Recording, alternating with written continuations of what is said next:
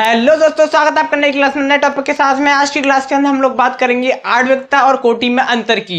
ये जो क्वेश्चन है आपके पेपर में बहुत बार पूछा गया है, बार बार सेटों में आता है। आणविकता और कोटि में अंतर, हमने आणविकता को भी पढ़ लिया है, कोटि को भी पढ़ लिया है, लेकिन एक बार जो इसके 4 पॉइंट हैं जो अंतर में मैंने लिखे हैं, ये आपको देखना जरूरी है, ठीक है ना। आप जानते ही होंगे, अगर नहीं जानते तो अब जान लो आणविकता क्या होता है और कोटि क्या होता है। मान लो कोई रिएक्शन हो रही है, क्या हो रही है, कोई एक अभिक्रिया हो रही है, एक रिएक्शन हो रही है, तो उसमें कितने अणु भाग ले रहे हैं उसे आणविकता कहते हैं। और उस अभिक्रिया का जो वेग है उसको कितने अणु निर्धारित कर रहे हैं उसको कोटि कहते हैं, ठीक है ना। इसका मतलब ये है, मान लो कोई कंपटीशन एग्जाम हो रहा है, उसमें कितने लोगों ने फॉर्म भरा है लेकिन वास्तव में तैयारी नहीं करी है, तो वो क्या है, पार्टिसिपेट कर रहे हैं, भाग ले रहे हैं, तो वो आणविकता है। लेकिन जो वास्तव में प्रिपेयर हैं, बिल्कुल तैयारी कर रहे हैं, वो क्या है, कोटि है, ठीक है ना। इस चीज में अंतर होता है। मान लो कोई रास्ते पे ट्रक जा रहा है, क्या जा रहा है, ट्रक जा रहा है। अभी समझो एग्जाम्पल को, बिल्कुल आसानी से समझ में आ जाएगा। कोई एक ट्रक जा रहा है रास्ते पे, ठीक है,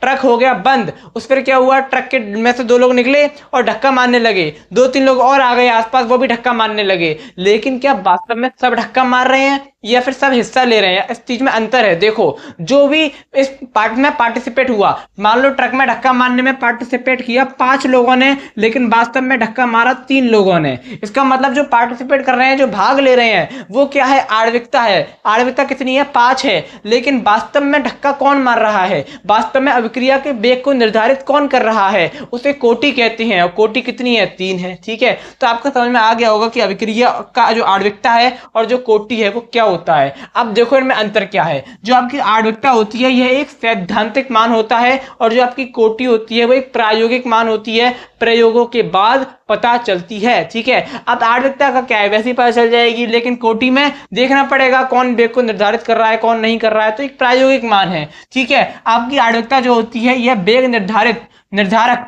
पदों में भाग लेने वाले अणुओं की संख्या होती है। अब मैंने बता ही दिया, जो वेग को निर्धारित करने वाले जो अणुओं की जो संख्या होती है, ठीक है ना, उसी को हम क्या कहते हैं, आणविकता कहते हैं। कोटि यह समीकरण में सांद्रता के पदों के घातों का योग होता है, यानी कि जो समीकरण इसमें जो सांद्रता के पदों में जो घातों का योग होता है उसी को हम कोटि कहते हैं। अगली चीज क्या होती है, इसका मान कभी शून्य नहीं हो सकता। जो आपकी आणविकता है, अब कोई रिएक्शन होगी तो उसमें कोई ना कोई तो भाग लेगा ही, इसका मान शून्य कैसे हो सकता है, आप ही बताओ। तो का जो मान है वो कभी भी शून्य नहीं हो सकता। लेकिन जो आपकी कोटि है वो शून्य हो सकती है, ठीक है ना। जो आपकी अभिक्रिया की कोटि है वो कैसी हो सकती है, इसका मान शून्य हो सकता है, ये आपको ध्यान में रखना है। आणविकता कभी शून्य नहीं हो सकती। अगली चीज क्या है, इसका मान कभी भी भिन्नात्मक नहीं हो सकता, यानी कि जो आपकी आणविकता है उसका मान कभी भी भिन्नात्मक यानी भिन्न के रूप में नहीं होगा। लेकिन जो आपकी कोटि है वो भिन्नात्मक हो सकती है, ठीक है ना।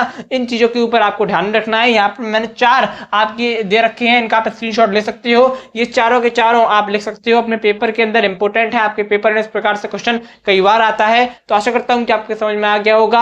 अब मैं आपको मिलूंगा एक और नई क्लास में नए टॉपिक के साथ में। तब तक के लिए जय हिंद, जय भारत।